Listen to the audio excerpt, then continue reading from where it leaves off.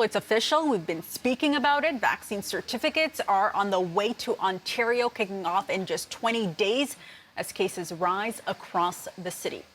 Mayor John Tory joins us live now with more on that and the continued push to reach those who are not yet vaccinated. Good morning, Mayor Tory. Hey, Faiza, how are you doing? I'm good. I'd like to start first with the vaccination certificates and the announcement from yesterday. From the perspective of Toronto, what do you think about this plan? Well, I think it's going to help. I mean, the idea here is to keep people safe. The idea here, if you look at the worst case scenario numbers you were just talking about, the entire idea is to avoid the worst case scenario. The worst case scenario with all those case counts is based on the assumption we did nothing. Well, Premier Ford has done something here, and that is going to cause the vaccination rate to go up, which is another objective that the science table set out yesterday, and it is going to keep people safe who have got vaccinated. And so I think that it is a step forward. We have to now see the details of the implementation. But I'm heartened by the fact that they've done this in British Columbia, they've done it in Quebec, and that, they're only a phone call away in terms of making sure that we can have a smooth implementation here. And I'm looking forward to working with the province to make this successful and to make sure we keep people safe and avoid another lockdown of schools, of businesses, and of people's lives in general. That's what we're trying to do here, and keep people healthy.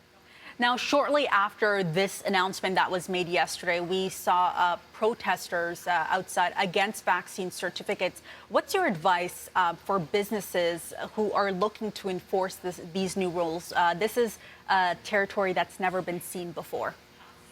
Well, I think, first of all, they should try to enforce the rules in a way that the law enforcement people will be trying to do. And Premier Ford said this yesterday, through education and warnings and discussion and conversation first. I think if there are people who are being unreasonable, and I think there have been protests that have stepped way beyond peaceful protest, which I completely support. Peaceful protest is at the heart of our democracy. But when people step beyond that, you should call the police, because in the end, the police are the people that have to decide when peaceful protest transcends into causing a disturbance. And business people who are following the law should not face harassment, and nor should their customers, from people who are, frankly, by causing a disturbance, not following the established practice that we have. So I just think that's all I can say. And I would hope that people who have a beef with this, and I get that. I mean, there are people who have a beef with lots of things. I face that every day in my job, can go about their protest in a peaceful way that does not involve harassing others. Protesting something doesn't mean you harass other people. So, that's all I can say, because I don't direct what law enforcement people do, and I also don't direct human behavior. And some of the protests have been way over the top in terms of people expressing their views, but then going into harassing other people and harassing businesses, which is just not on.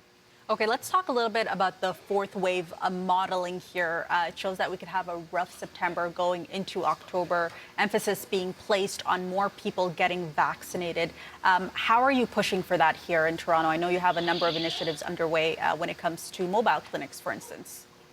Well, you put your finger on it, though, which is that the projections that people hear, and they always hear about the worst case, that's fine, is based on the assumption we're not going to do anything. And we're doing lots of things. We are doing, Premier Ford has done the vaccination proof application.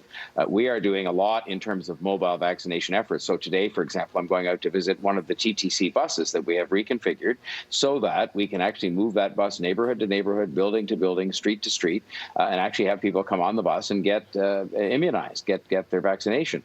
So we've got 100 variations on that. We're doing it in schools, apartment lobbies, shopping malls, TTC stations, and we're taking the vaccines out to the people so that those people, and I think many of those who are not yet vaccinated, are just a bit hesitant. And I understand that, and we're going to reassure them. We're going to inform them. We're going to have trusted people knock on their doors. We're going to take buses to the places where they work and play so that they can get vaccinated. Because in the end, if we do that, then we will avoid all of these bad scenarios with respect to lockdowns and hospitals being overstressed and all that sort of thing.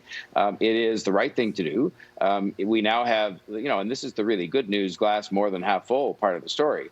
We now have 82% of people with one dose and 77% fully vaccinated. These are numbers that lead the world in the city of Toronto. And we're going to keep pushing that up. And notwithstanding these people who, want to spread myths and spread misinformation and make people afraid of getting vaccinated, we're going to reassure people and get them vaccinated, because it's the best defense we have against this Delta variant, especially as the kids go back to school. And we want those schools to stay open. Okay, Mayor John Tory, thanks so much for speaking with me. And I believe you're sticking around to speak with Mel and Sid.